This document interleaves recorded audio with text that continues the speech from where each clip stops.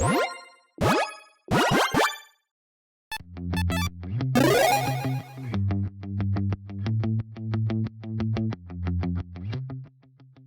everyone, and welcome back to Smooth Jazz Tunes with your host Mitch. Just kidding, sorry. If you didn't hear my previous episodes, I have a bit of a different setup today because of some circumstances, so my recording's a bit different, and actually, in the first episode I had to be kind of quiet like this. In the second episode I could be a little bit louder, but now I gotta go back to being just a bit quiet, so, you know, Smooth Jazz Tunes. But also, Inquisitor Greyfax, no way, what in the world is going on? Check out that episode when you have a chance. But don't leave just yet, because this card has me saying, this can't be real. So to find out what I'm talking about, well, let's jump into it.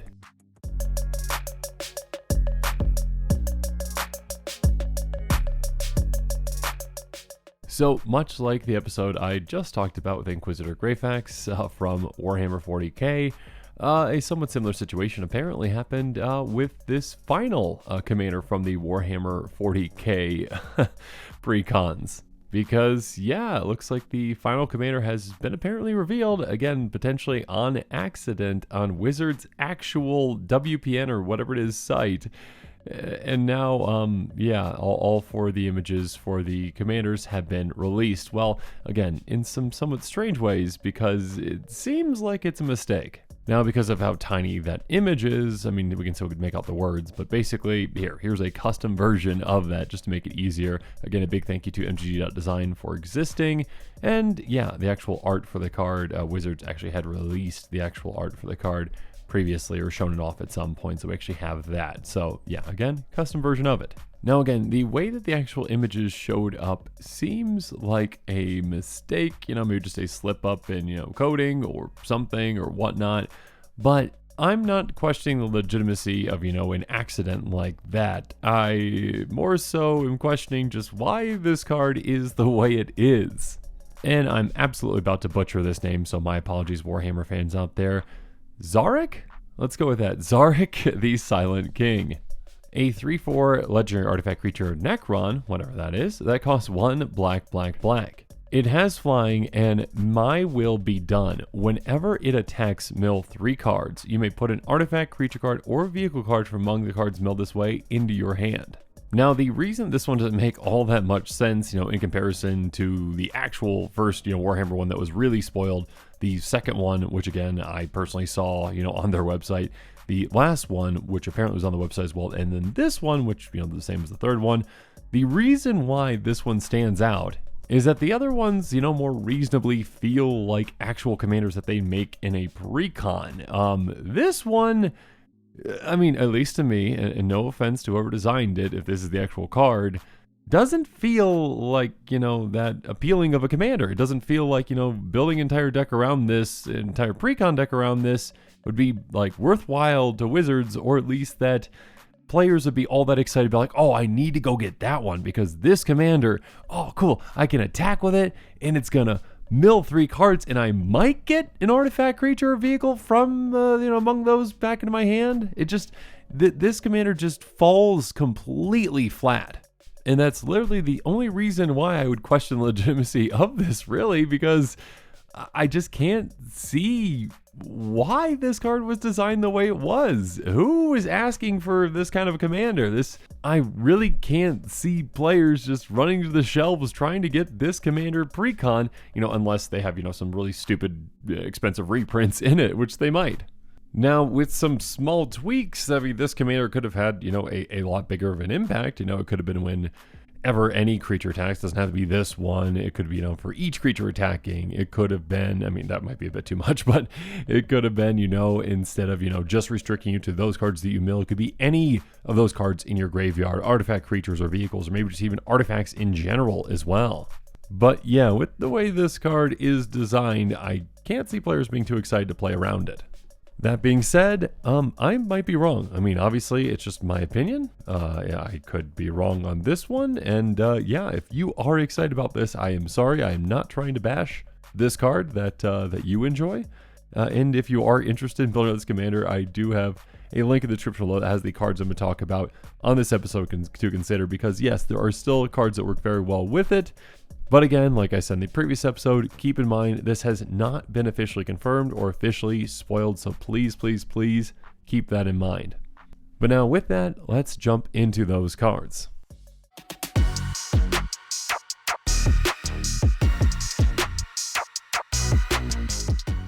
First up, Desecrated Tomb and Tormod the Desecrator can be great ways to provide additional value throughout the game with your commander's trigger. Desecrated Tomb says whenever one or more creature cards leave your graveyard, create a 1/1 black bat creature token with flying. So again, if we mill a creature, again specifically an artifact creature with this commander, and then we choose to bring that artifact creature from our graveyard to our hand, we get that trigger, we meet that requirement, and we get a 1/1 bat with flying, which isn't nothing. I mean, again, if we do this every time, that can be a good amount of tokens throughout the game, and maybe there's some other ways that we can take advantage of that too, and we'll talk about some here in a bit. Regardless, in a somewhat similar way, there's Tormod the Desecrator, which says whenever one or more cards leave your graveyard, create a tap to 2 black zombie creature token. So, whereas Desecrated Tomb is specific to creature cards, Tormod does not care what kind of card it is.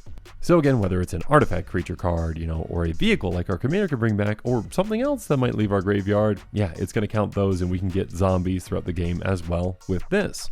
Now, of course, also keep in mind, if you want to hit your commander's trigger pretty consistently, I mean, not hit the trigger, you always get the trigger, when you attack, you'd mill 3. But if you want to hit, an artifact creature card or a vehicle card, you can't really dedicate too many spots in your deck to, ones that don't meet those requirements. I mean, but obviously you need to dedicate some. So Desecrated Tomb, Tormod are good things to consider. Sir Conrad is also another one to potentially consider as well. One that can ping your opponents whenever your creatures hit your graveyard or leave your graveyard, which obviously can be very good with those artifacts creatures because they're going to hit your graveyard and leave your graveyard too. But again, keep in mind the number of spots that you are utilizing in this deck. That being said, sometimes actually missing on certain things is actually good. I mean, you still want to hit something else, but some creatures that you actually just want to mill into your graveyard are cards like Filth, Bloodghast, and Nether Trader. Filth says, as long as it's in your graveyard and you control a swamp, creatures you control have Swamp Walk. So I mean, obviously you're in a mono black deck. You are going to have a swamp into play at a certain time, hopefully. Or if not, you need to play a lot more basics. But milling Filth into your graveyard just basically is automatically going to give all your creatures Swamp Walk, which can be huge. Again, if you're playing against any other decks that are running swamps and they have swamps in play, your creatures are then unblockable. Which is, of course, nice for your commander. Again, your commander has an attack trigger. Typically, again, with the evasion it already has, that's going to be fine to get it through. But some extra evasion, or basically unblockability is never going to be a bad thing. Yet another creature that you're okay with actually just hitting your graveyard, and again, you can't get this with your commander back in your hand, but still, Bloodghast is a fantastic creature in your graveyard. It has landfall. Whenever a land enters the battlefield under your control, you may return Bloodghast from your graveyard to the battlefield. So very easy to get back out again and again and again. And potentially, there might be an aristocrat style strategy that works well with this commander, and where you're sacrificing things and creatures and artifacts and whatnot, and you can just keep sacrificing Bloodghast and getting it back for some nice value. In a somewhat similar way, there's Nether Trader, which is a 1/1 with haste and shadow, which basically means it's unblockable. It can't block either, but basically it's unblockable. And says whenever another creature is put into your graveyard from the battlefield, you may pay black. If you do, return Nether Trader from your graveyard to the battlefield. So again, like Bloodghast is a creature that we don't care, if it just gets milled into our graveyard. That's actually a good thing because we can get it out very easily with this again and again and again.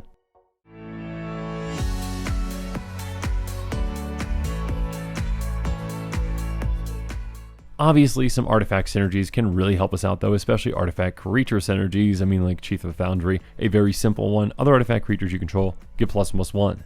If we're going to be focusing on, either just artifact creatures or vehicles, this can pump them and help them hit even harder. But of course, we can protect essentially all of our artifacts, again, with Darksteel Forge, which is an incredible card, an expensive card at that, and 9 mana, that's a lot. But artifacts you control of indestructible. This can make our entire team, including our commander, very hard to deal with. And speaking of dealing with things, there's Phyrexian Scriptures, which has put a +1 counter on up to one target creature. That creature becomes an artifact to other types. Its second lore counter says destroy all non-artifact creatures. Its third lore counter is exile cards from all opponents' graveyards. So essentially a delayed one-sided board wipe, especially for a deck like this. It's going to be running, a ton of artifact creatures, and also some great graveyard hate in there as well. So of course, with a commander like this one that focuses on artifacts and specifically artifact creatures, make sure you're looking for those types of synergies. Another synergy that you can consider though are with actual artifacts themselves with Szarekh Resonator and Lithoform Engine. Szarekh Resonator has pay 2 tap, copy target triggered ability you control, you 2 targets for the copy, so basically, yeah, just double up on your commander's attack trigger. Mill 3 more cards, potentially get even 1 more thing back. Great, extra value. And speaking of value, Lithoform Engine basically can do that exact same thing. Pay 2 tap, copy target activated or triggered ability you control, and 2 targets for the copy, and it can do some more things too. Pay 3 tap, copy an instant or sorcery, pay 4 tap, copy target permanent spell you control. So yeah, I mean basically you can copy a lot of things, and yeah, most notably with your commander, copying that attack trigger. If you want to get additional value out of that, this is another great way to do that.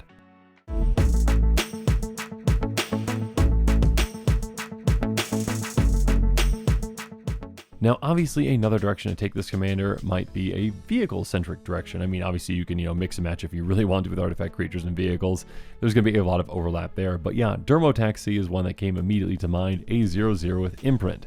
As it enters the battlefield, exile a creature card from a graveyard. So again, with you milling, you might be able to mill some great creatures in your graveyard that this can essentially imprint.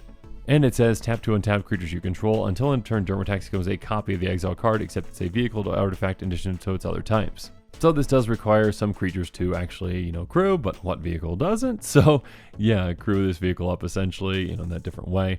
And then, yeah, utilize the creature that you exiled. So you can turn this into potentially a pretty, decent creature out of your graveyard that can be very effective. Or keep in mind it counts your opponent's creatures as well, because you can exile a creature from any graveyard. Next up though, of course, yeah, your more typical, vehicles that can be good in a vehicle deck, like Smuggler's Copter and Sky Sovereign can be great too. The Looter Scooter says when attacks are blocked, you may draw a card. If you do, discard a card. So again, another graveyard synergy that can really help you out. And then Sky Sovereign says when it enters the battlefield or attacks, deals 3 damage to our creature or planeswalker an opponent controls. So this can help us take some things out too.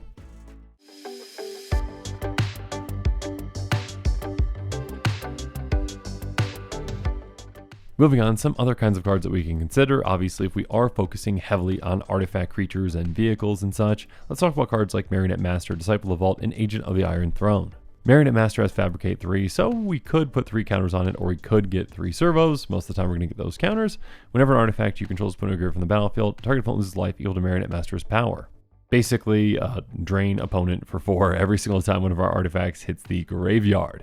In a somewhat similar but smaller way, there's Disciple of the Vault, which says whenever an artifact is put into a graveyard from the battlefield, you may have target opponent lose 1 life. So keep in mind, this does count all players' graveyards. So yeah, if an artifact hits an opponent's graveyard from anyone's battlefield, they are going to be, then we can choose who to drain. We don't have to drain that player, we can drain someone else. And we don't even have to choose who we're draining with Agent of the Iron Throne, because it says commander creatures you own have whenever an artifact or creature you control is put into a graveyard from the battlefield, each opponent loses 1 life. So again, depending on our strategy, and again, if you lean more maybe into, that aristocrat style strategy with this commander, really focusing on graveyard and getting things back out, yeah, you can drain your opponents quite quickly with something like this. Or, just another card I want to mention really quick, Gary. I mean, this is obviously not a, creature that is an artifact or a vehicle, but your commander does have 3 black pips. So, and of course you're going to have some other black pips most likely at some permanents at some point. But yeah, Gray Merchant of Massive Elva enters the battlefield. Each opponent loses X life for X is your devotion to black. You gain life, your life lost this way. Even with just your commander in play, counting this black pips as well, you're going to have, 5? So drain everyone 5, gain 15. Yeah, that'll just be worth it right there anyways. But yeah, if you've got even more black pips, this obviously can help you even further. So yeah, Devotion Matters cards might count too, for something, because again, your commander does have 3 devotion by itself.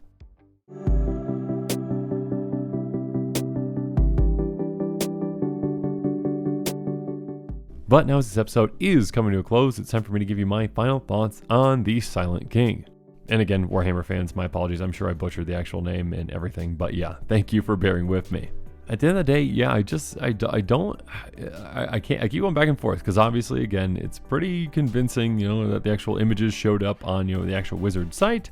But it's also just like, it doesn't make sense as to why Wizards would make a commander, especially one for a precon, that really isn't all that appealing. At least to me. Again, in your opinion might differ, and that's completely fine, but to me, just really not all that appealing, and it's not really doing anything all that exciting. Yes, there are certain things that you can work with, and there's certain synergies, but as for, building a complete deck around this, especially a precon, I want to say, why? But of course, time will tell. And again, if you are interested in this commander, I'm not trying to bash your commander, okay? I'm very sorry. And again, the link in the description below does have the list of the cards I talked about on this episode, and yes, there's some good synergies with that. Regardless, if you haven't seen my other quick takes, I mean, especially if you are a Warhammer fan or you're just interested in the Warhammer precons, make sure you check those quick takes out and all the other quick takes during Dominaria United spoiler season. And with that, the show is coming to a close, so it's my turn to hear from you. So in the comments below, let me know what your thoughts on this episode are, and as always, thanks again and have a good one. This show and episodes like this one are possible thanks to viewers like you. If you're looking for an easy way to help support this show, make sure that you like, share, and subscribe. Also, hit that bell notification icon so you don't miss any new episodes. You can also go check out our playmats and other merchandise at thecommandersquarters.com. We also have a ton of brand new t-shirt designs in stock, so make sure you check out those as well. Another easy way to support this show is with our TCG player affiliate links. So whether you're buying a deck or individual cards, you can use this general link right here or one in the description. And the final way that you can support this show is by supporting us directly by becoming a patron. There are many benefits to being a patron, and I truly couldn't do this without all of their support.